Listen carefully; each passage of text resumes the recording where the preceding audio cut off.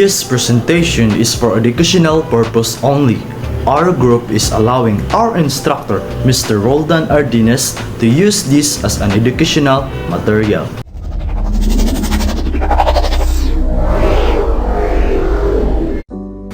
Learning objectives. Explain how globalization affects religious practices and beliefs. Analyze the relationship between religion and global conflict and conversely, global peace. The role of media in globalization of culture and religion and the creation of global village. Does religion unite the global village? Explain how globalization affects religious practices and beliefs. Globalization has significantly influenced religious practices and beliefs by creating more interconnected societies where people of different faiths interact more frequently. With the ease of communication, travel, and the spread of information, religions have become more accessible, leading to a blending of practices in some cases and the adaptation of foreign religious ideas by others. This increased exposure can strengthen religious tolerance as people gain better understanding of diverse beliefs. However, it can also lead to tension as local religious traditions may feel threatened by external influences. In many cases, globalization has encouraged the spread of secular values, particularly in regions where modernization and economic growth are closely tied to Western culture norms. As a result, religious institutions may struggle to maintain their traditional authority, especially among younger generations, influenced by global media and technology. On the other hand, religious groups often use globalization to their advantage, utilizing modern tools like social media to spread their message, recruit new members, and connect with a global audience. Furthermore, globalization has sparked a resurgence of religious identity in response to cultural homogenization. Some communities, feeling their traditions are being overshadowed, cling to more tightly to their beliefs and practices as a form of resistance. This resurgence can also lead to the politicization of religion as groups uses religious identity to push back against globalization perceived negative effects. Thus, while the globalization fosters cross-cultural exchanges, it also prompts both the adaptation and the preservation of religious identities in complex ways. Key points. Increased interaction between faiths. Globalization enhances the exchange of ideas between different religions, promoting both blending of practices and religious tolerance. Second is exposure to foreign religions. Easy access to information and travel increases exposure to new religious ideas, potentially influencing local policy. Second, exposure to foreign religions. Easy access to information and travel increases exposure to new religious ideas, potentially influencing local practices. Third, religious tension. Local religious traditions may feel threatened by external influences, leading to conflicts of resistance. Fourth, utilization of globalization by religions. Religious groups use technology and media to expand their influence and recruit globally. Fifth, politicization of religion. Religious identity can become a tool to push back against perceived negative effects of globalization, leading to its politicization. And sixth is cross-cultural religious exchanges. Globalization fosters both adaptation of religious practices and preservation of local traditions. Good day everyone, I am Cadet Bautista and my topic is all about the relationship between religion and global conflict. There are 6 points to consider about their relationship. The first one is their identity and belonging. Religion often provides a strong sense of identity and community. Conflicts can arise when different religious groups perceive threats to their beliefs or existence, leading to a sectarian violence. The second one is the resource competition. Many conflicts attributed to religion are also fueled by competition over resources, lands, water, or even political power. Religious identities can amplify these tensions. The third one is political instrumentalization. Political leaders sometimes exploit religious sentiments to mobilize support or justify conflicts, framing issues in religious terms to rally followers or suppress dissents. The fourth one is historical grievances. Many religious conflicts are rooted in historical grievances, where past injustice create ongoing animosities that can resurface in contemporary disputes. The fifth one is peace building in potentials. While religion can be a source of conflict, it also plays a significant role in peace building.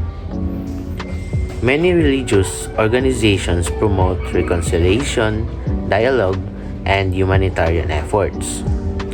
And the last one is interfaith relations. It is the effort to promote interfaith dialogue can help bridge divides and reduce tensions, emphasizing shared values and common goals among different religious groups. So in summary, while religion can attribute to conflict, it is often intertwined with other factors like politics, economics, and history. Understanding these relationships requires a nuanced approach that considers the broader social and cultural context. My topic in semifinal is all about the role of media in the globalization of cultural and religion.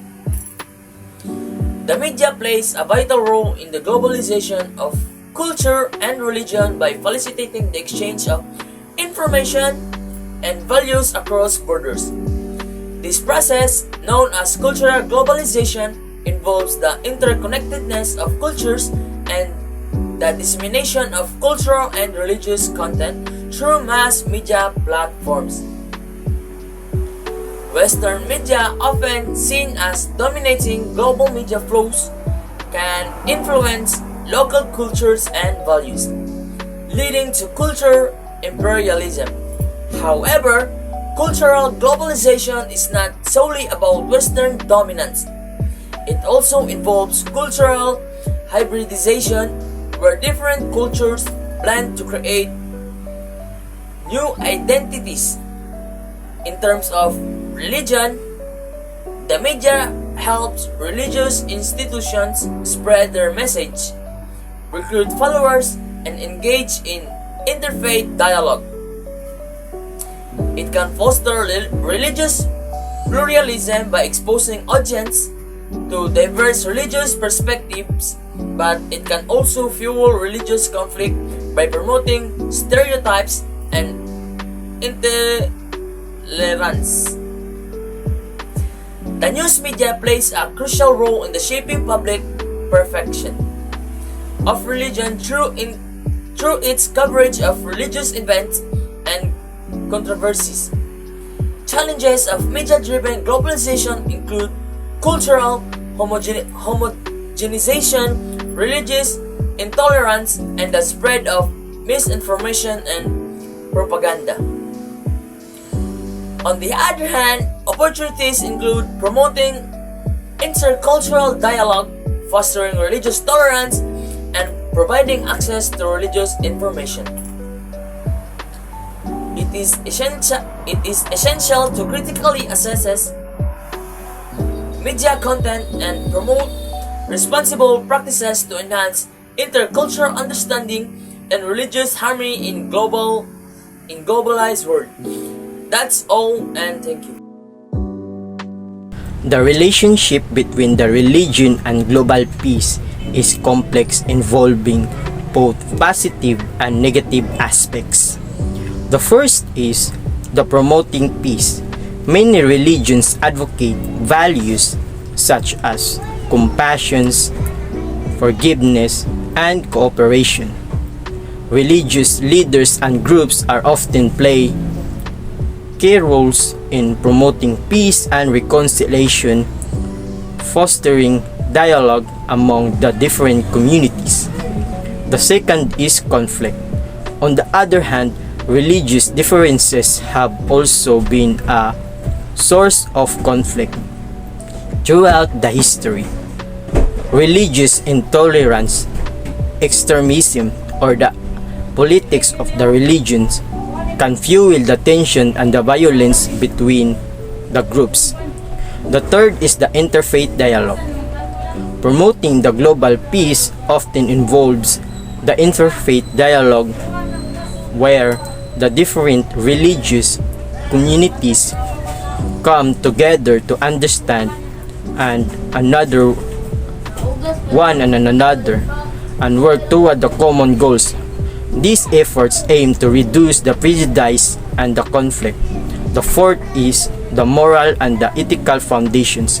Religions provide the moral and the ethical frameworks that can influence the global peace initiatives. The promotion of the justice, human rights, and the peaceful coexistence is central to many faiths. Religion has the power to unify and divide. It can inspire the peace, cooperation, and ethical living. The key is to maintain the global peace. Its relation to the religion lies in promoting understanding, tolerance, and respect among the diverse religious traditions while addressing the underlying political and social issues that often fuel the conflict in religion.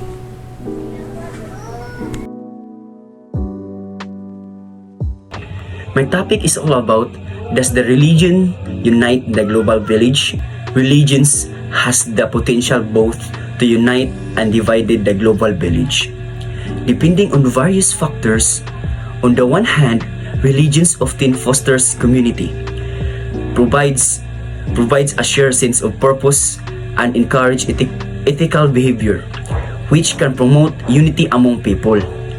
Many religious traditions emphasize values like compassion, love, and justice, which can help bridge different across cultures and bridge people together on common ground. Interfaith movements and dialogues also demonstrate religion's capacity to foster mutual understanding and respect among diverse communities. On the other hand, religion can also be a source of divisions. Historical and contemporary conflicts have sometimes been driven or intensified by religion's difference. When groups emphasize exclusivity or superiority of their beliefs, it can lead to tense discriminations and even violence. Furthermore, the politicization of religion, where religious identities are tied to nationalistic or ethnic agendas, can exacerbate conflict between communities. Ultimately, whether religions unites or divides the global village depends on how it has practiced and whether it is used a tool for cooperation and peace building or for exclusive and conflict. Religious communities often collaborate on global humanitarian efforts, working together to address issues like poverty, disaster relief, and education. Interfaith dialogues also play a crucial role in promoting mutual understanding and tolerance among people of different faith, helping to reduce divisions and build a more harmonious world.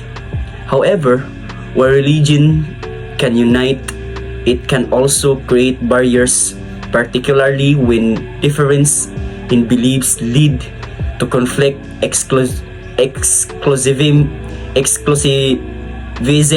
or social segregations. In some cases, religious extremism and intolerance have contributed to violence and political divisions.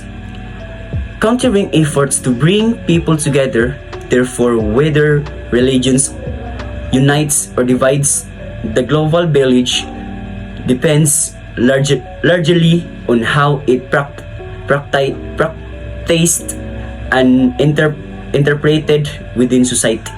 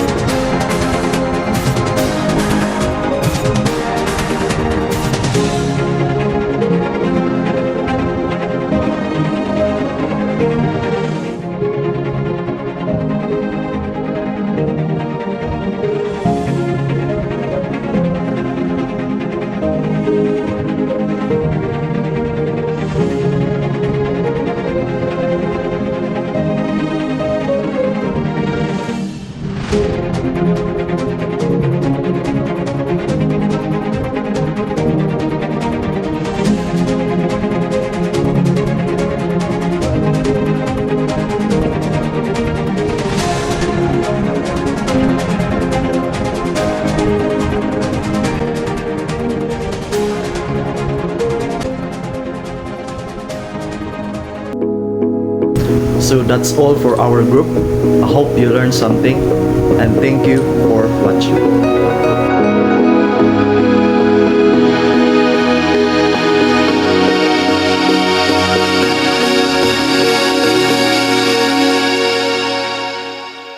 初めてのルーブルはなんてことはなかったわ。私だけのモナリザ、もうとっくに出会ってたから。初めてあなたを見たあの日動き出した車、止められない喪失の予感。もういっぱいあるけどもう一つ増やしましょう。